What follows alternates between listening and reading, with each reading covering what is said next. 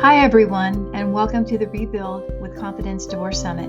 I'm your host, Lisa Grace. The goal of this summit is to provide hope and optimism to those in the midst of their divorce and beyond. It's a journey that can be challenging and overwhelming, but remember, you're not alone. Together, we'll navigate through the difficulties and discover the strength within ourselves to rebuild our lives. At some point, many people remarry after divorce, and often their new marriage comes with children. Today, we're going to delve into the world of blended families and explore the unique dynamics they bring. My parents divorced when I was 4 years old. My mom eventually got remarried, and suddenly, I gained 2 stepsisters. But it wasn't always smooth sailing. Our family faced its fair share of challenges, especially when my stepdad tried to establish discipline. Let's just say, we weren't exactly the Brady Bunch. But today, we have a special guest who will shed light on the topic and provide valuable insights. I'm incredibly excited to introduce to you Julie Stolz, a blended family life coach. Julie has been part of a blended family her entire life, and she understands firsthand the complexities that come with it. Through her work as a life coach, she helps her clients find peace amidst the chaos and build stronger, more resilient blended families. Julie and her husband started a podcast and a social media presence called Blended Life back in 2018. Their mission is to create a sense of belonging for other blended families because they know that growth happens in community, not in isolation. So without further ado, let's give a warm welcome to Julie. Welcome, Julie. Thank you. Thank you for having me. So Julie, I'd like to start by asking you some questions, if I may. Yeah. Would you share your history as it relates to the blended family unit? Oh, wow. I have been doing blended life since 1 year old. My parents divorced when I was a year old, so I actually don't know what it's like not to be part of a blended family. So I've been a stepchild my whole life, living between 2 homes, living with parents who actually hated each other. Oh, My parents had restraining orders against one another. And my mom moved me 6 hours away from my father. So I didn't have my dad in my life on a daily basis. And so I was raised primarily in her care with my stepfather. And then I would visit my father, holidays and during the summer. And so that was my childhood experience, raised with 2 families and 2 sets of parents. And then I am now a stepmom. I am part of a blended family currently. I have 2 biological children and I co-parent, and I have 2 stepchildren that I'm a step parent to as well. So I am now part of the blended family experience in a new way and have been doing that for the last decade. okay. And so, yeah, All right. lots of experience, over 40 years of blended family, real life experience under my belt. And Julie, I hadn't, I haven't really. My parents were divorced when I was 4, Mm, and my mom got remarried first, and then my dad got remarried. mm, So then I had a stepdad and then a stepmom. mm. So it is interesting. It is interesting in that the juggling that parents do, the loyalties that we children feel like we have to give or not give. Mm. It's quite the dynamic that I hadn't really even put my finger on. But now that we're talking about it, it's like, yeah, that's a lot of stuff, you know? Yeah, I remember being a child and, in particular, my dad's house. I was never allowed to talk about my life at my mom's in my dad's house. It was like my life at my mom's house did not exist when I was present in my father's home. So I wasn't allowed to speak her name. I wasn't allowed to acknowledge that I had a stepfather or my friends there. They didn't want to know about that life. So I had to call my stepmom mom, Oh, and I had to pretend that my stepmom was my mom. And there's a lot of other really interesting stories that went along with that. But it was a lot of pretending and a lot of manipulating the truth when I was in that household. And that was a lot of interesting mind games that really shaped a lot of my childhood and what I thought life was about, lies and manipulation and how to do life and how to do relationships. And so it set me up for a lot of what I believe is actually why I got divorced. Mm. It was the framework of how to do relationships as I got older.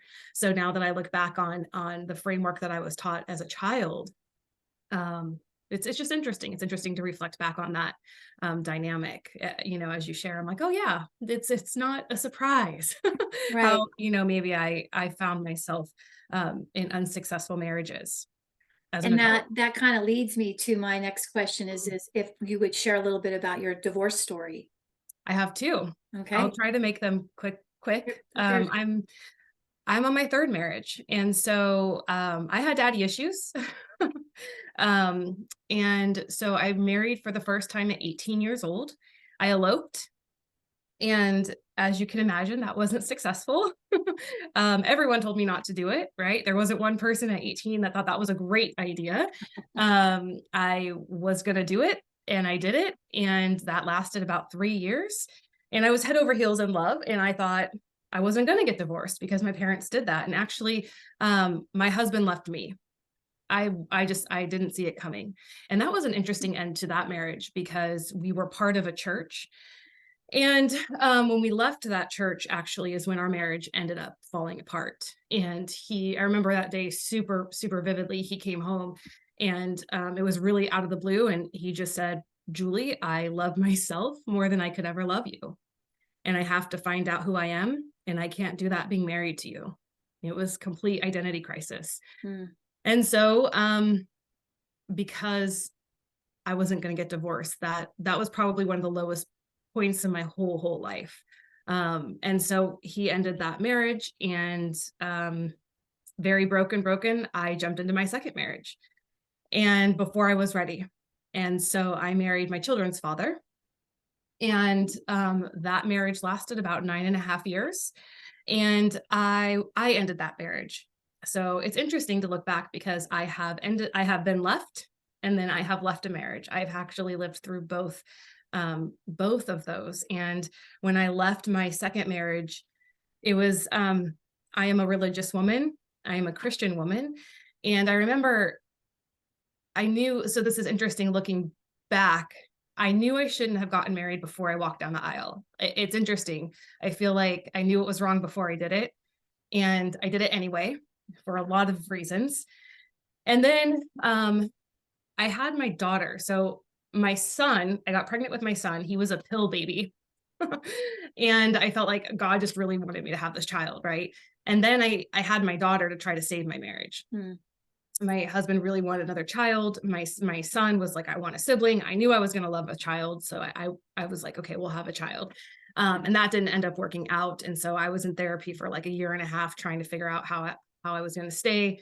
And really, God did the thing that God shouldn't have done. And God released me from my marriage. God said this wasn't anything he would want for any of his children. My marriage was not a great one. So I left my marriage. And, it's an interesting thing when God releases you from something, there's tremendous peace around it. mhm. And so I was able to leave that marriage and have tremendous peace around it. And yeah. And so that ended, 9.5 years after it started. And that was the end of that one. So that's kind of my story around both of those. Thank you very much. I'm my husband's third wife, Mm, and I love his first wife, the mm, mother of his children. The second wife was a rebound relationship, never meant to work. mm, And the third marriage is me. mm, And when he's asked, oh, how many times have you been married? He now says, I'm on my last marriage. oh, I love that. Because it really doesn't matter. I mean, Mm, it's no one, it just, when we can say that, I think we're at a point mm, where healing has happened and there's no shame and judgment on anyone's mm. part. And Yeah. I really appreciate you sharing your story. Something that I'm going off kind of what we agreed upon. Mm, When I watched you before on a summit mm-hmm, through the Health Coach Institute, you said finding your niche was easy. mm-hmm. And will you elaborate on that a little bit? It's Yeah. kind of obvious, but I just want to have people understand when we have pain in our lives, Mhm. Oftentimes God uses that pain. Like, God never lets anything go unused. He uses it for his good. Mm. And so could you elaborate on that?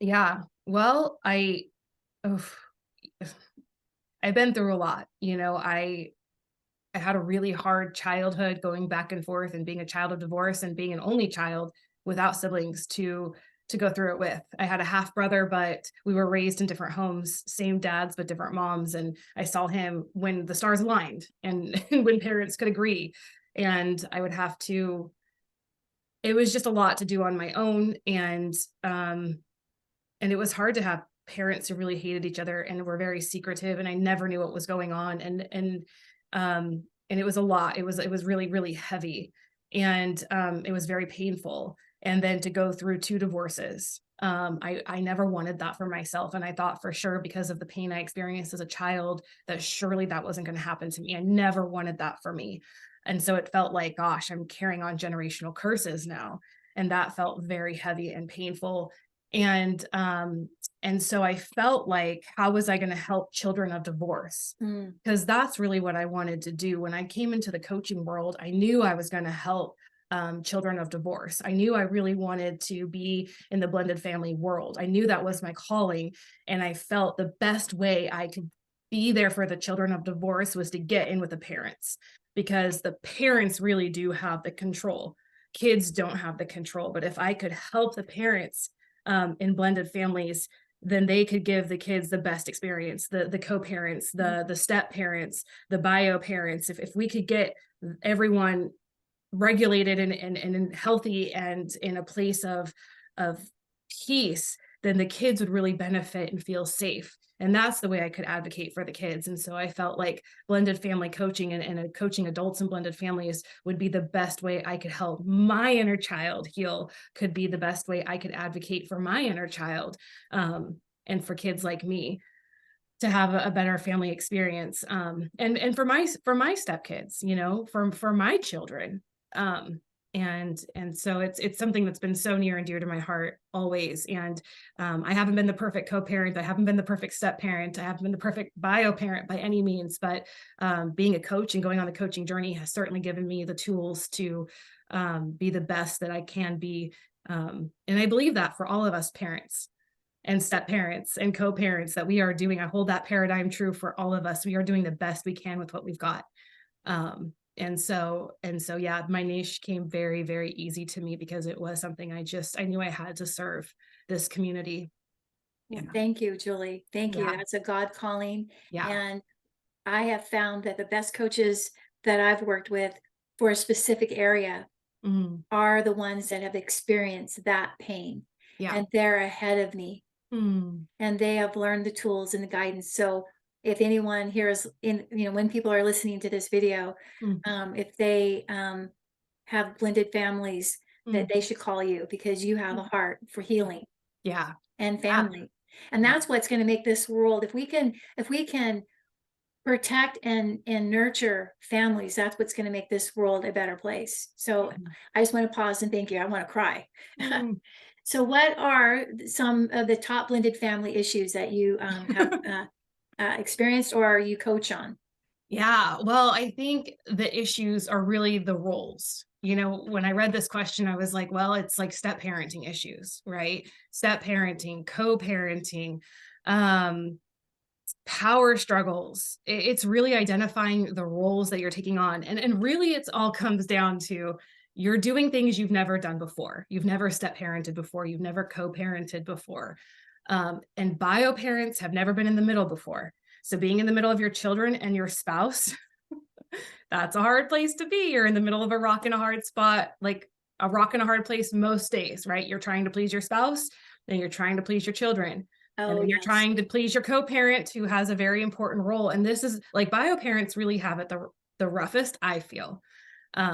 And so all of these things and kids having to deal with stepkids or step siblings before, it's dynamics that have never happened to people before, and adjusting that and defining that, I think that is the most difficult thing. And the problem is, and as a coach, you'll understand this, because to be successful at something you've never done, You have to become someone you've never been.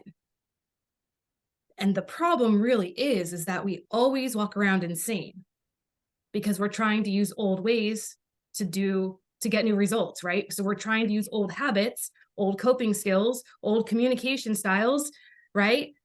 To be a step parent that we've never been, a co-parent we've never been, and we don't understand that we really have to become someone we've never been to step into a role we've never been. What is a tool that you use? This is off script. What is a Yeah. tool that you use to guide someone through something like that? Like, if I'll just pause there, I'll let you take over. Oh, a tool. So, well, this is something that you learned at HCI, which is gold, appreciative communication. Okay. A new communication style that brings down walls so that you can be received, right? I mean, the biggest hindrance in communication is judgment.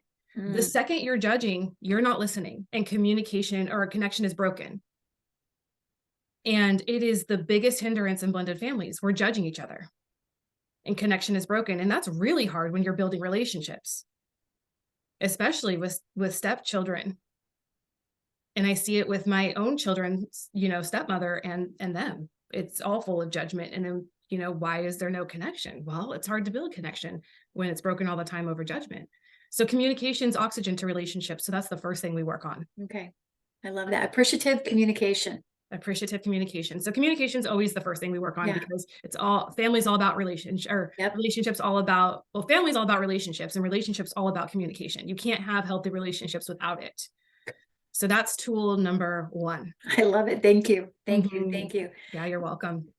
So how does discipline work in a blended family? So I think there's no cookie cutter answer for that. I really think that's dependent between the adults, and that really is based on the dynamics at hand, right? How big of a role, who's all involved, because if all parents are present and accounted for, that's going to look very different than if if there's only one bio parent present, then step parent's going to have a bigger role. If both bio parents are present and accounted for, then step parent's going to have less of a role, maybe, right? And really, I think that's the discernment of the bio parent in the home too. So for me, I can speak for experience in our home. I knew when I remarried that I could not be with somebody who wasn't going to let me take control. It was important to me that I knew my kids and I really wanted to be in control of discipline. There's no right answer here. Right. You have to know what you want, and you need to be able to hold boundaries for that and be really clear. So I think it's just something you have to be really honest with yourself around. So in my house, how that works is I'm in control of discipline for my children, and my husband, who's the step parent, acts as a support role. And that's how it works in reverse. He is in charge of discipline for his children, and I support. That doesn't look that way for everyone. Sometimes both adults in the home discipline. And so that's just, but whatever it is, you have to be in agreement. What ends up happening and becomes power struggle is when step parent wants more of a role than the bio parent in the home is willing to allow. And that power struggle creates a lot of conflict and confusion, and the kids suffer. So that's when it stops working. Correct. That's when I think any right answer, as long as both adults are in agreement, and that should be worked out before you walk down the aisle. Right. Absolutely. Absolutely. And I remember with my stepdad, I don't think people have these conversations, Julie. So that's the beauty of this interview, is that we're giving people tips on things to consider. Like what you just said is gold. You got to be in agreement before you walk down that aisle. Yeah.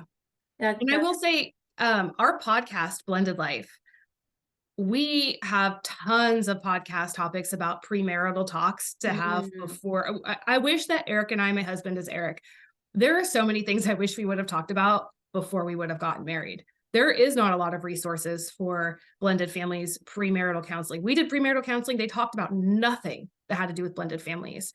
And so, we have some stuff in the works. I'm hoping to get out there for blended family premarital counseling. I love it. Yes. However, so this is, we have a little bit of resource. If go look at Blended Life. podcast. You guys can go, look through that for stuff. But anyway, yes, there's tons of things that should be talked about before you walk down the aisle. I love that. And blend your families. And you do have a wealth of resources in that podcast series. I was like, wow. I was very happy about seeing all the resources. So we kind of touched on this a little bit, but why do blended families fail so often? Yeah. I want to spend a minute here. I think this is really important. The first thing, the first biggest reason is that they want people to change. This is the biggest reason, is the expectation for everyone to change. People do not change unless they want to. So people get married thinking that the stepkids are going to change, that the ex is going to change, that my spouse is going to change. People do not change unless they want to, I promise you.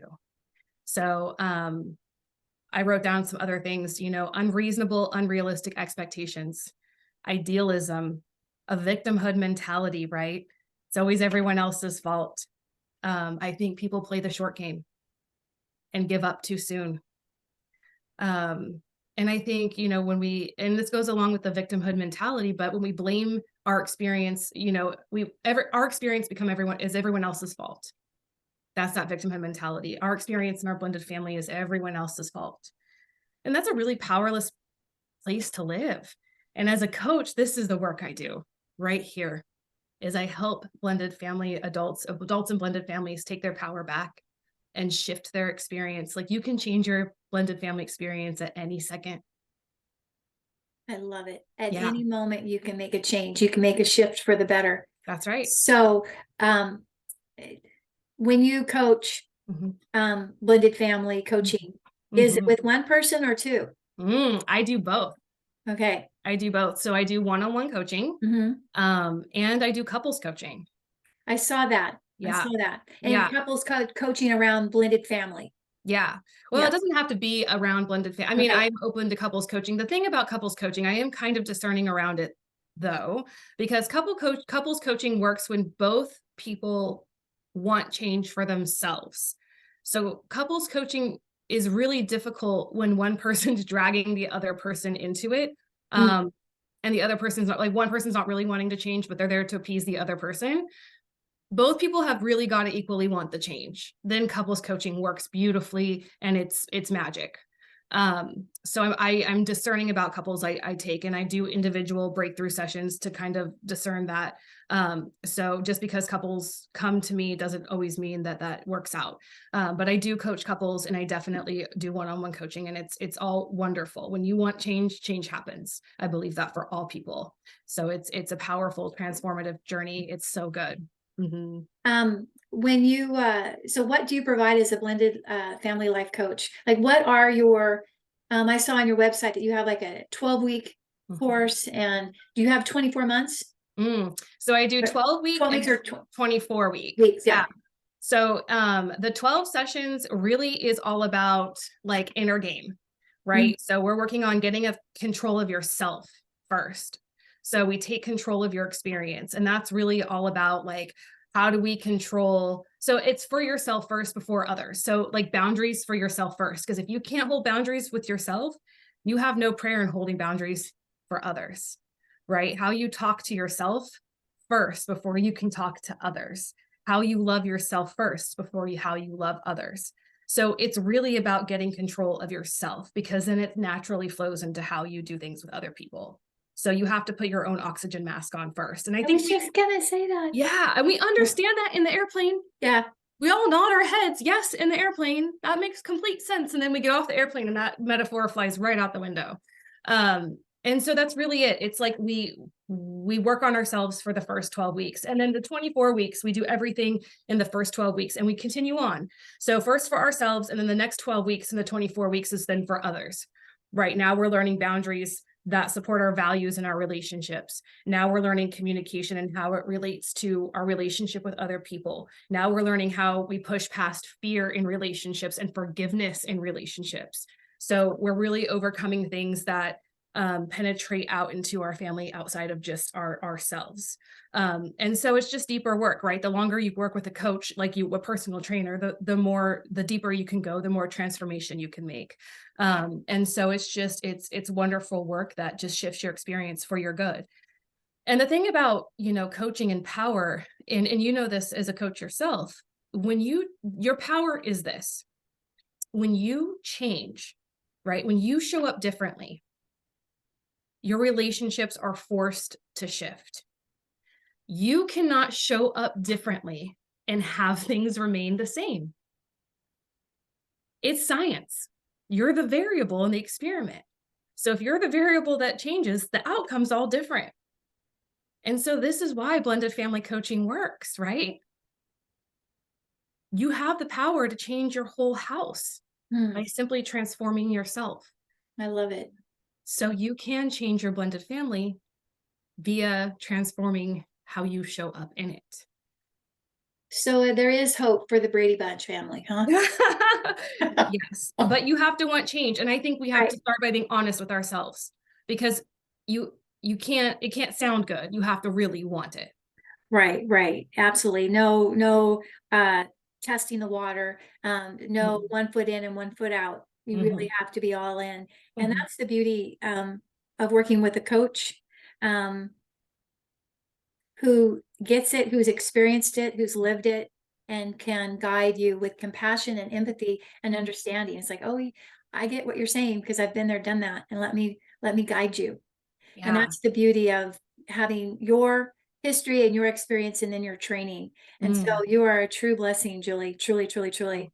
Well, my goodness, thank you. If someone wants to work with you, how can they find you? Well, you can go visit my website, becomingheard.com. You can sign up for a free breakthrough session on that website. It's everywhere, so you can click and book that. It's free, 0 commitment, and you get to just spend an hour with me discovering what you want for yourself. And it's wonderful. Where are we going? What do you want? And why don't you have it now? That clarity is everything.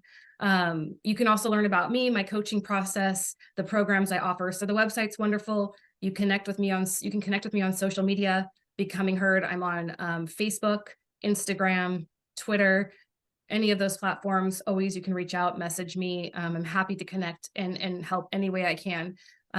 Also, if you're interested in blended life, we are on all the social media platforms as well. Facebook, Instagram, Twitter. We have a YouTube channel and our podcast, any of the podcast sites. You can go listen to us, Blended Life, and connect with us there. So I love it. And I'll be sure to put all those links in the email that I share with the audience here. I have a quick question, one more. What does your husband do?